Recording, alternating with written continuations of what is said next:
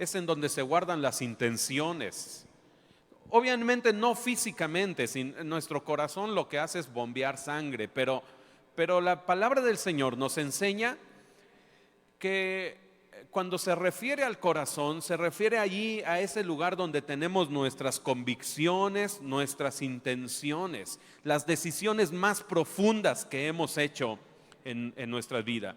Pero también nuestro corazón a veces se endurece, a veces nos protegemos y lo hacemos duro, lo hacemos necio también.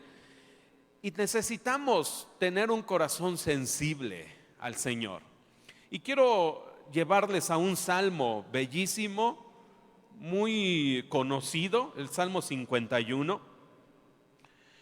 Y los que ya lo han leído y lo han estudiado saben de qué trata este salmo. Pero vamos a escuchar un poco y a leer un poco de lo que el Señor nos quiere enseñar en esta mañana. Y solamente vamos a comenzar, vamos a leer muchos versos de este salmo. Pero vamos a comenzar leyendo tal vez uno de los más conocidos, el verso 10. Y dice de esta forma: crea en mí, oh Dios, un corazón limpio. Vamos, dígalo conmigo una vez más. Crea en mí, oh Dios, un corazón limpio y renueva un espíritu fiel dentro de mí. Podemos volver a decirlo. ¿Por qué no se pone de pie un instante? Y vamos a decirlo de todo corazón mientras levantamos esta oración.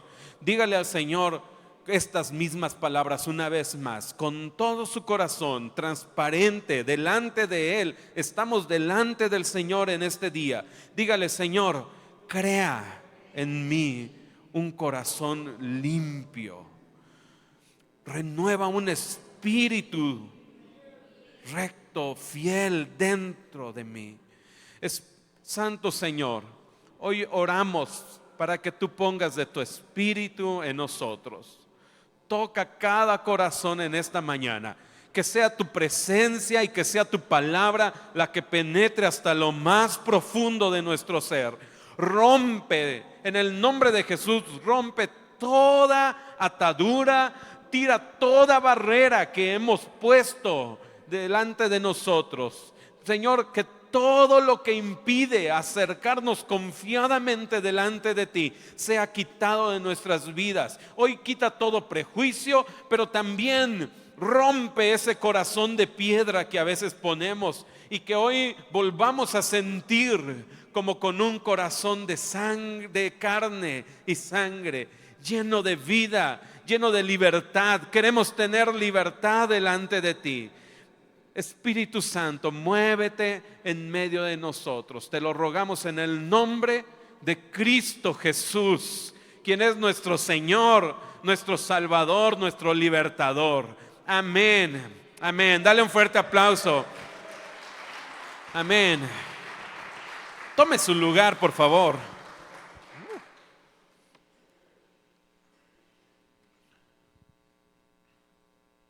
Un salmo bien conocido, escrito por el salmista más famoso, que es el rey David. Y el rey David escribe este salmo en un momento muy específico. No todos los salmos fueron momentos para una ocasión en específica. Algunas veces los salmos eran adoraciones o alabanzas que se cantaban para momentos como los que hoy cantamos, ¿verdad? Como las alabanzas que hoy cantamos para levantar alabanza y reconocimiento al rey. Pero David escribe este poema, o tal vez una canción, en un momento muy específico en su vida.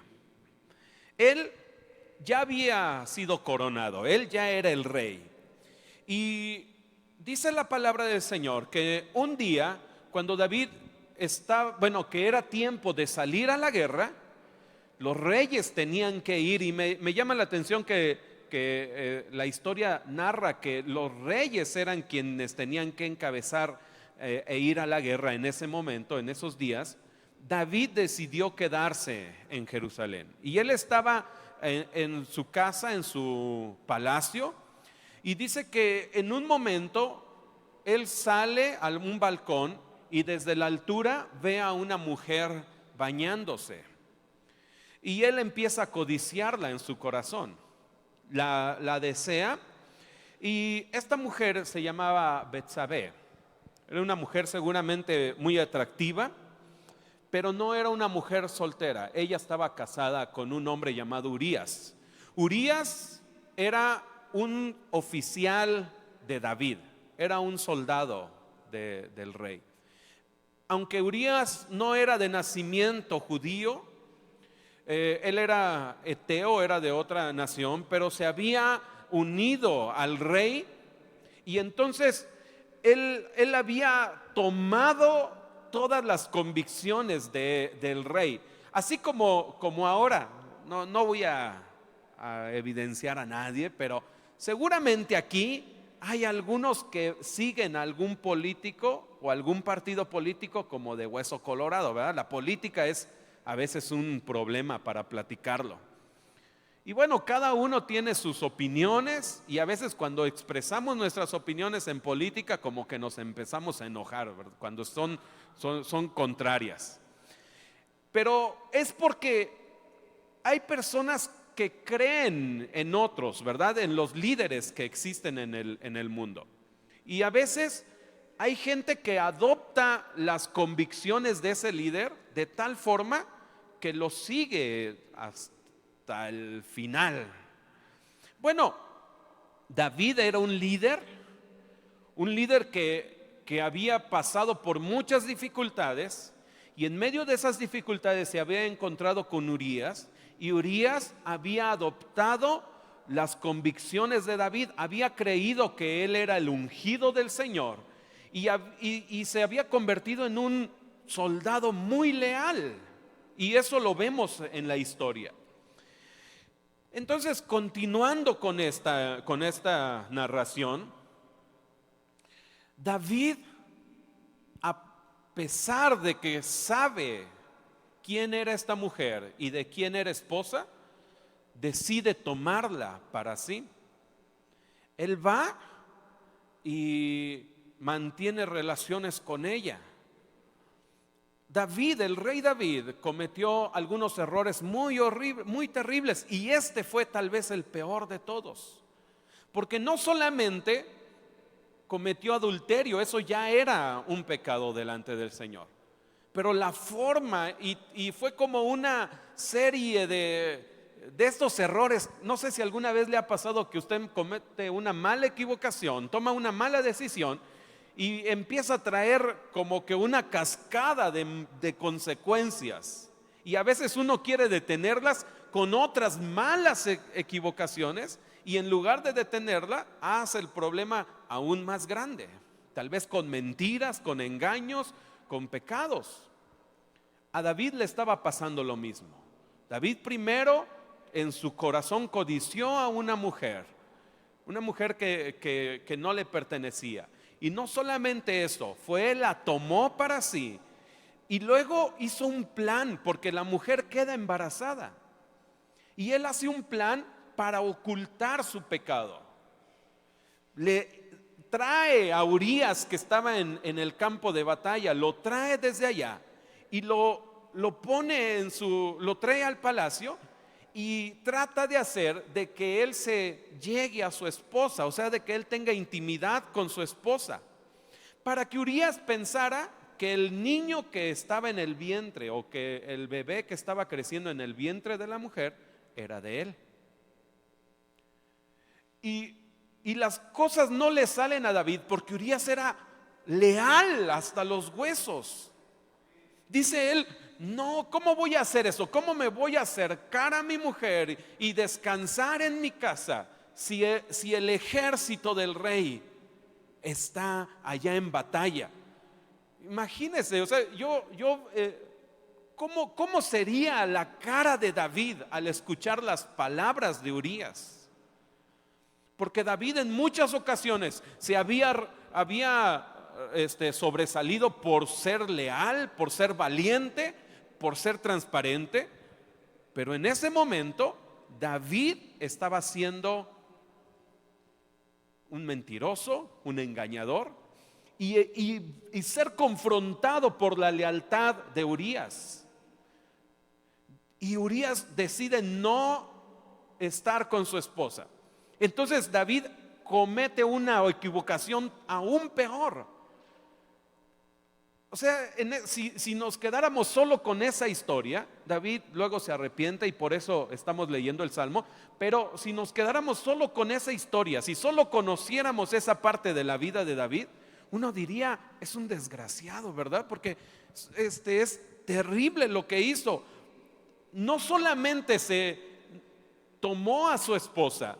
Si dijéramos, no, pues Urías era una mala persona, alguien desleal, como que a veces le quitamos importancia a los pecados, pero todavía lo hizo con una persona muy leal, muy fiel. Y luego dice que David tuvo el descaro de darle una carta a Urías, una carta en donde estaba sentenciada a su muerte, porque en esa carta era para llevarla al general del ejército y decirle que lo pusiera en lo más duro de la batalla y que en medio de esa batalla los demás se alejaran para que él quedara solo y muriera en el campo de batalla. O sea, fue terrible lo que David hizo. Y luego muere Urías, y entonces parece que David por fin ya todo estaba solucionado. Ya la mujer estaba viuda, él podía tomarla como su esposa y parece que ya nada iba a pasar, pero Dios sabía lo que estaba sucediendo. Y entonces este salmo viene después de que un profeta llamado Natán confronta al rey, lo hace de cara y desarma y desnuda todo lo que el rey había hecho. Dice la palabra que Natán llega y primero le narra una historia y le dice: había un hombre pobre, muy pobre, que solamente tenía una oveja que le servía aún hasta para calentarse. Era muy unido, así como a veces se logra la unión con una mascota. No sé si algunos de ustedes han tenido alguna mascota a la que hayan querido muchísimo. Y cuando somos niños, hasta tomábamos a mi mascota, ¿verdad? Algunos de aquí todavía se acordarán del Suki, ¿verdad? Todavía ya tenemos sus restos también. Y el Suki era mi mascota, y de niño me gustaba abrazarlo. A veces me dormía con él, estábamos igual de cochinos, ¿verdad? Una pulga para él y una para mí. Pero dice la historia de Natán que este hombre solamente tenía una oveja. Hasta en los tiempos de frío se acomodaba cerca de su oveja y la cuidaba como algo muy especial. Pero un hombre malo con muchas ovejas le dijo: véndeme esa que tienes. Y el otro le dijo: no, es lo único que tengo y jamás te la daría. Y entonces el hombre malo vino y le arrebata esa oveja. Y entonces David dice: ¿quién es este hombre? Merece la muerte. Y Natán, el profeta, le dice: eres tú. Tú hiciste eso. David es totalmente desnudado todo lo que había hecho, y yo creo que fue lleno de mucha vergüenza y su corazón se estremeció. Pero él cambia su actitud delante del Señor, y entonces empieza, después de este tiempo, él no pasó solamente un instante. Toda esta historia transcurre a través de varios meses, tanto que el bebé que estaba en el vientre de Betsabé muere, y David lo sufre mucho.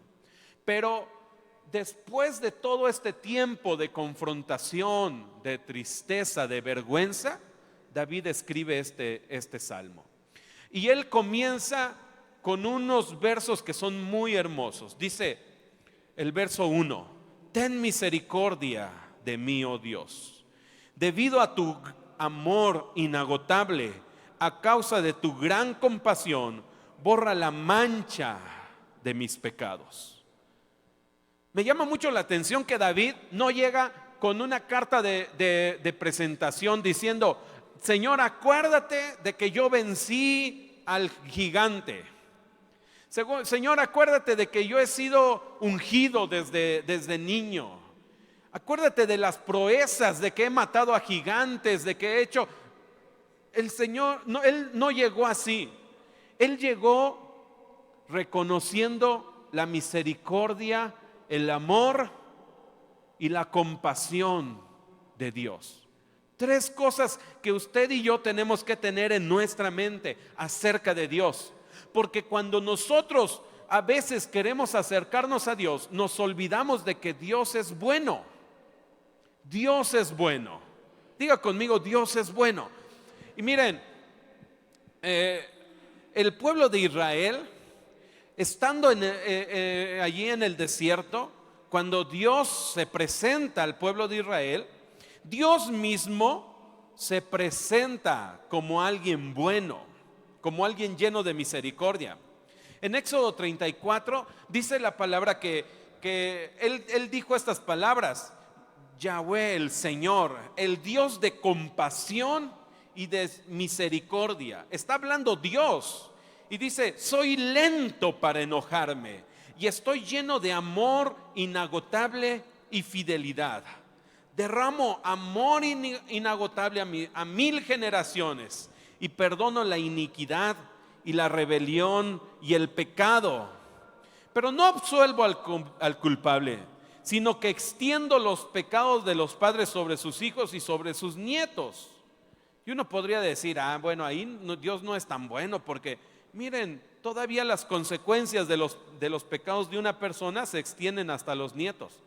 Pero lo que este pasaje está resaltando es la diferencia entre la misericordia y la justicia que Dios tiene. Miren, el contraste. Dice: toda la familia se ve afectada, hasta los hijos de la tercera y cuarta generación. Pero antes dijo: yo derramo amor inagotable a 1000 generaciones. ¿Será? Amén. ¿Será lo mismo? ¿Será lo mismo 1000 generaciones de bendición a 3 generaciones con consecuencias? No, Dios es mucho más abundante en su misericordia. Dios es bueno. A veces nosotros nos acercamos con mucho temor, pero con un miedo por el desconocimiento de quién es Dios. Y David sabía su error, sabía su pecado.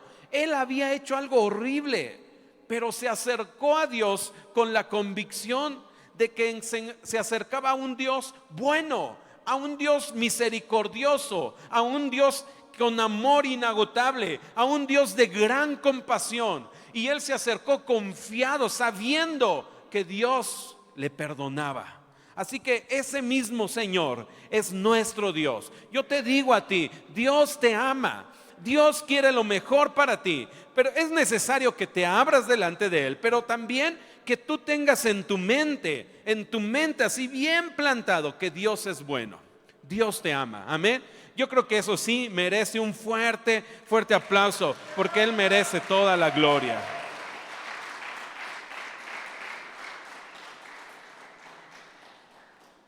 Después de aquí, David empieza a reconocer sus rebeliones. El verso 3 dice: pues reconozco mis rebeliones, día y noche me persiguen.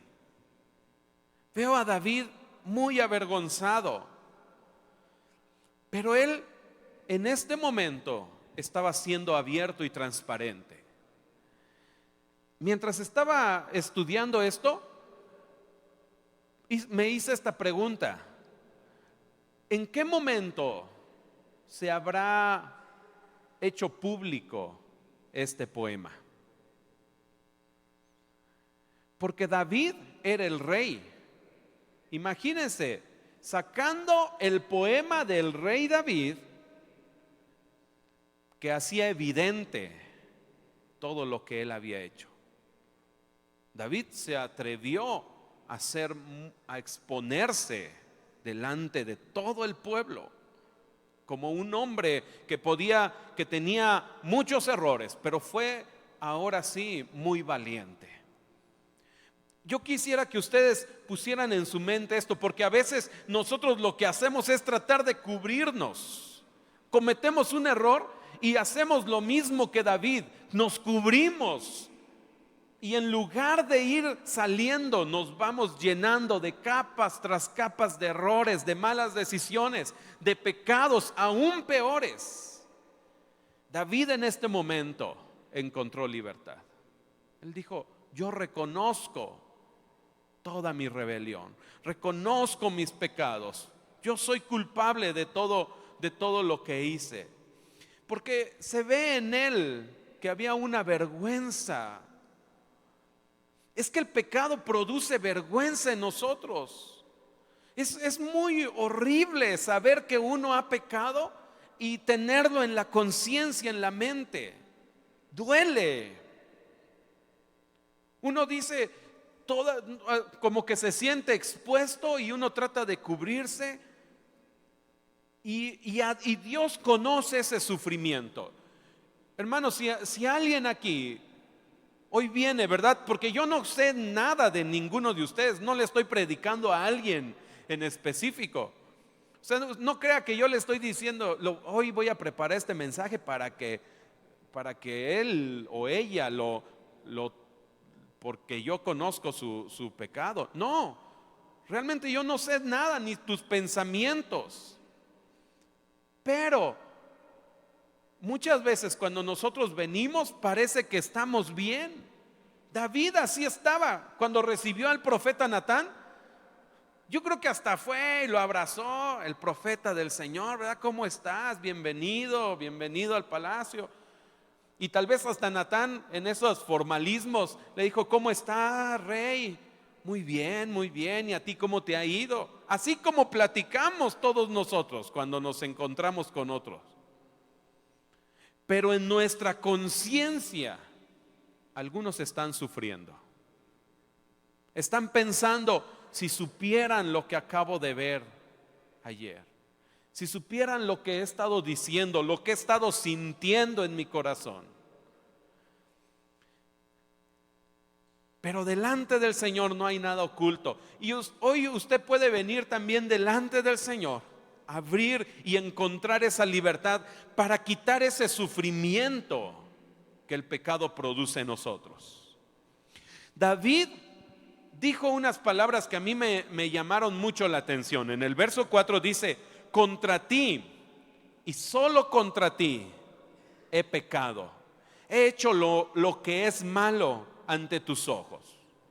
Yo quiero preguntarle: ¿a quién o a quién le había faltado el respeto a David primero? Obviamente le había faltado el respeto a Betsabé y a Urías y a sí mismo y a sus esposas. Pero él comienza declarando: a ti te he fallado, a Dios.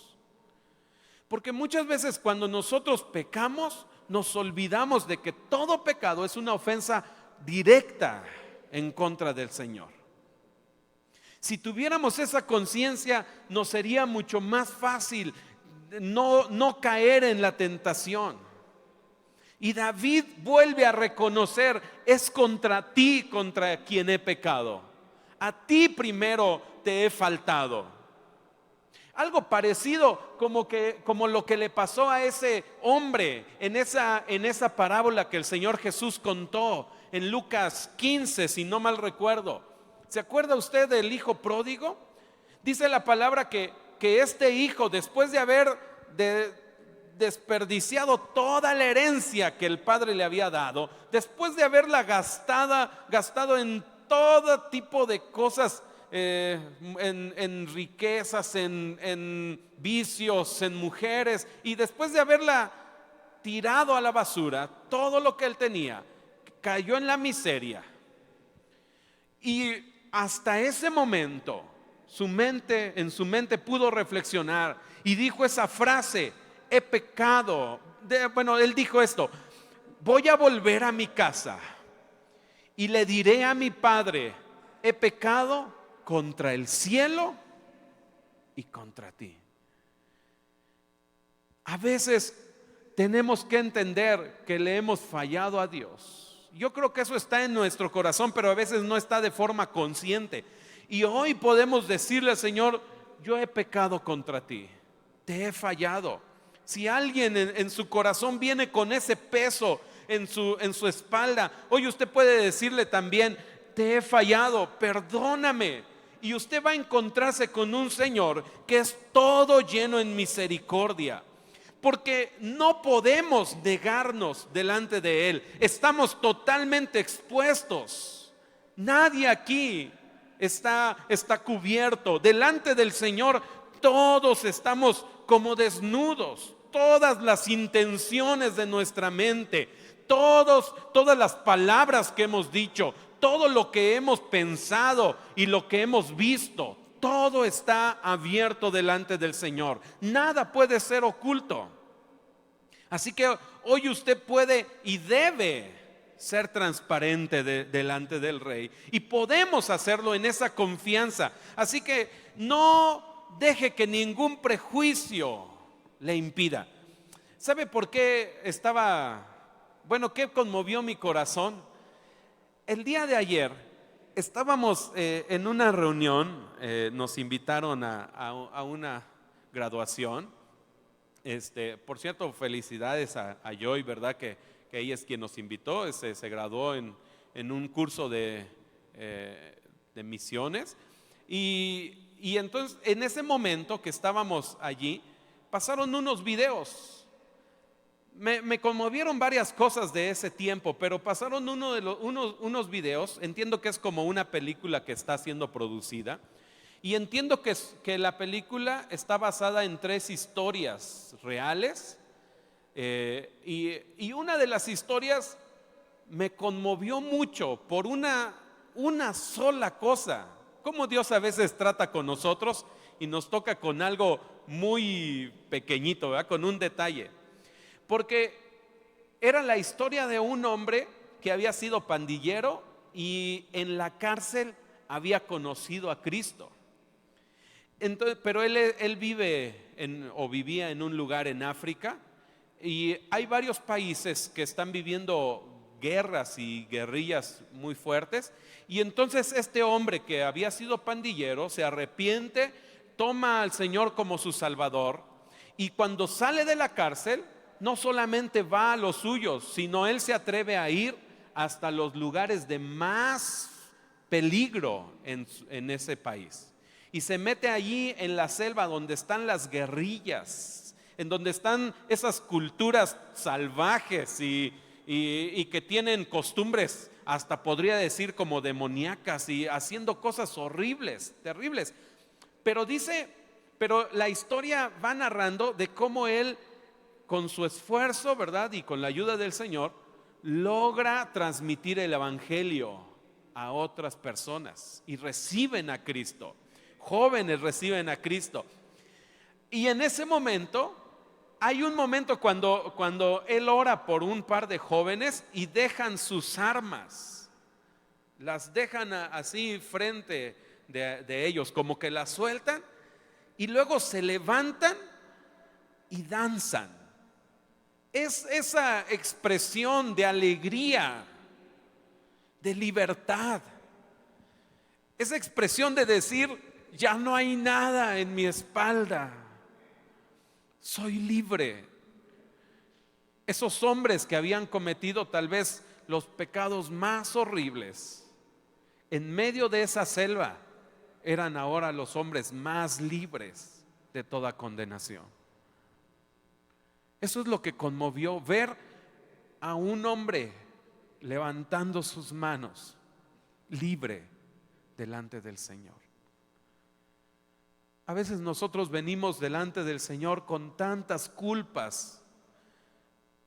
David venía con esa vergüenza, pero ahora estaba encontrando la libertad. Y esto es lo que yo quiero compartir con ustedes en esta mañana. Hay libertad en el Señor. Yo no conozco lo que has hecho, lo que has dicho. Cada uno conoce su vida. Pero lo que yo quiero decirte es, hay libertad. No dejes que nadie robe el gozo de tu salvación. Así dice en el verso 8: Señor, devuélveme la alegría, deja que me goce ahora que me has quebrantado. Devuélveme el gozo de mi salvación, como dice en otra versión. No dejes que nadie robe el gozo de tu salvación. Tómalo en esta mañana, acércate al Señor confiadamente. Puedes reconocer tus faltas, pero también debes saber que Dios es bueno y justo para perdonarnos, porque así dice su palabra. Amén. Dale fuerte el aplauso al Rey de Reyes.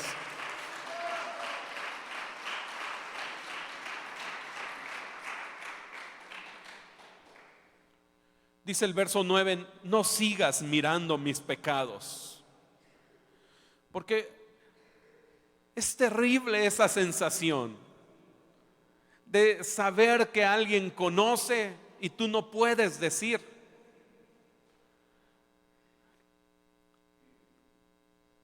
No sé si alguna vez usted fue descubierto en algo. Es horrible. Cuando alguien hizo algo y es descubierto y sientes, ¿verdad?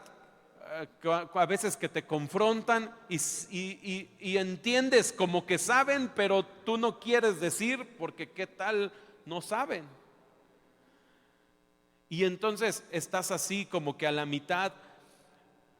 Muchas veces, yo creo que todas las veces, el pecador está deseando ser descubierto, deseando ser expuesto, deseando que ya por fin termine ese suplicio. Y David estaba así, dice: ya no sigas mirando mis pecados, mejor quita las manchas, límpiame, para que cuando yo me acerque confiado, sabiendo que hay libertad. Y eso es lo que Dios quiere hacer, y por eso viene delante del Señor. Y en el verso 10, el verso que leímos, dice: crea en mí, oh Dios, un corazón limpio y renueva un espíritu fiel dentro de mí. No me expulses de tu presencia, no me quites tu Espíritu Santo.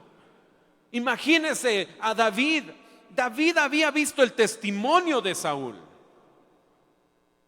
Él había observado cómo Saúl se había corrompido, el rey que había estado antes de él. Saúl era el que había sido ungido por el Señor. Él fue el primer rey de Israel y Dios concedió victorias a través de Saúl. Pero cuando el corazón de Saúl se corrompió, vio cómo el Espíritu del Señor le abandonó. Ahora David, creo que en medio de su terror, le dice al Señor: no quites de mí tu espíritu.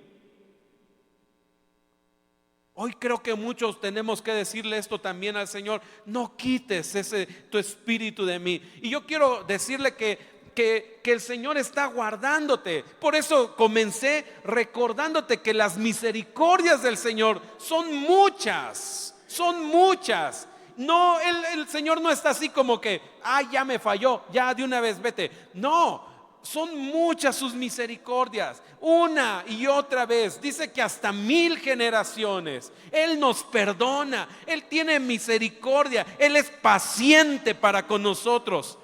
Así que hoy usted puede tomar esa convicción, no lo deje. Dice el verso 12: restaura en mí la alegría de tu salvación y haz que esté dispuesto a obedecerte. ¿Por qué no levantas tu mirada al cielo? Levanta tu mirada al cielo y di conmigo: Señor, restaura en mí la alegría de tu salvación. Como lo decimos en la otra versión: Señor, vuelve, ¿cómo es? No quites de mí el gozo de mi salvación. Haz que esté dispuesto a obedecerte. Verso 15, quiero ir terminando. Dice el verso 15: desata mis labios, oh Señor, para que mi boca pueda alabarte, que ya no haya estorbos, que cuando yo venga aquí a tu casa no haya estorbos para levantar mis manos. Porque luego a veces en la mente el enemigo ahí mete pensamientos. Levantas tus manos y estás pensando, ay, ¿qué van a decir los que están a mi alrededor? Si me conocen. Pero que ya no haya prejuicios, que usted pueda levantar sus manos confiado delante del Señor y su voz, alabarle al Señor de todo corazón, con todas sus fuerzas. El verso 18, mira a Sión con tu favor y ayúdala. Esta es una forma poética, está hablando de sí mismo. Está diciendo, mírame a mí y ayúdame. Reconstruye las murallas, como si fuera una ciudad destruida. Pero le está diciendo al Señor, vuélveme a construir, vuelve a edificar en mí, vuelve a poner tus pensamientos en mí, vuelve a poner tus propósitos en mi vida. Ya no más ataduras, ya no más cosas que me están ahí en mi espalda, que me están pesando. Quiero ser libre completamente. ¿Por qué no te pones de pie, por favor? Ponte de pie. Y yo quiero que hoy hagamos una oración delante del Señor. Yo te dije, yo no conozco nada de tu vida. De algunos tal vez conozca algunas cosas, pero no sé lo que estás viviendo hoy. Yo no puedo ver tus pensamientos o tu corazón, pero el Señor sí. Tal vez alguno tiene que abrirse delante del Rey. Tal vez hoy tienes que decirle, Señor, necesito tu libertad, necesito tu perdón, necesito tu misericordia. Tú conoces tu vida. Yo quiero que hoy iniciemos con una oración, que sean palabras de tu corazón. Estamos delante del Señor. Su presencia está en este lugar. Su espíritu está en este lugar. Y para su espíritu dice que nosotros somos, Él conoce nuestras intenciones, conoce lo más profundo de nuestro ser. El Señor está en este lugar. Yo lo único que te digo y te animo es que puedas ser sincero. Abre tu corazón delante del Señor, porque yo quiero llevarte a un momento más adelante, a un momento de libertad. Yo quiero que veas delante de ti lo que el Señor te propone. Ya no vivir atado a todo tu pasado, a todo lo que hiciste, a todas tus malas decisiones y pecados. Quiero que veas la libertad que hay en el Señor, una libertad completa. Si había vergüenza en ti, que esta mañana sea una mañana en donde tus manos sean levantadas libremente. Espíritu Santo, muévete en medio de cada uno de los que estamos aquí. Que hoy reconozcamos nuestros errores. Ten misericordia, Señor. Yo me uno a mis hermanos. Ten misericordia. Purifica nuestros labios, como lo hiciste con tu siervo el profeta Isaías. Purifícanos, Señor. Cámbianos, Señor. Si tú necesitas decir estas palabras, hazlo, Señor. Cámbiame, purifícame, límpiame, renuévame. Haz de mí un nuevo, pon en mí un nuevo corazón. Cámbiame, Señor.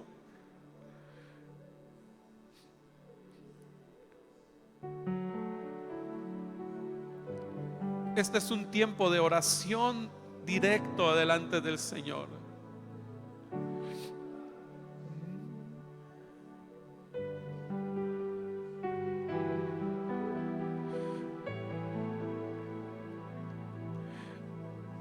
El Señor Jesús entregó su vida por amor a ti. Toma esa salvación. Encuentra en Él esa libertad en esta mañana. Él no está delante de ti para juzgarte con un látigo, sino está delante de ti para recibirte con brazos abiertos.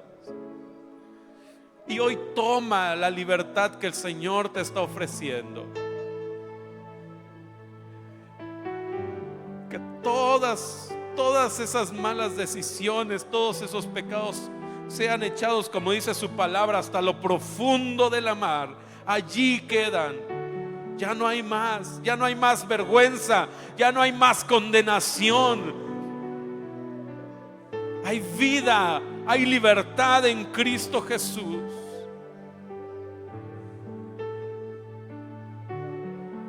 Jóvenes, tomen esta libertad. Hay libertad en Cristo Jesús. Hombres, tomen esta libertad de decir: Señor, hoy tomo esa libertad en el nombre de Jesús. Ya no hay más condenación. Regresa el gozo de mi salvación.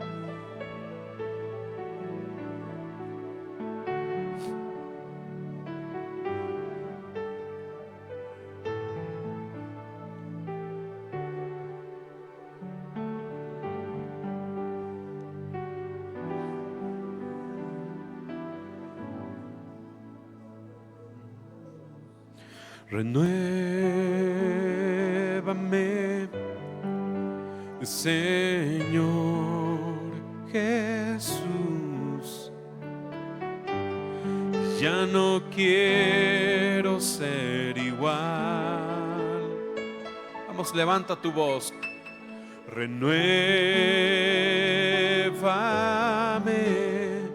Señor Jesús. Pon en mí tu corazón, porque todo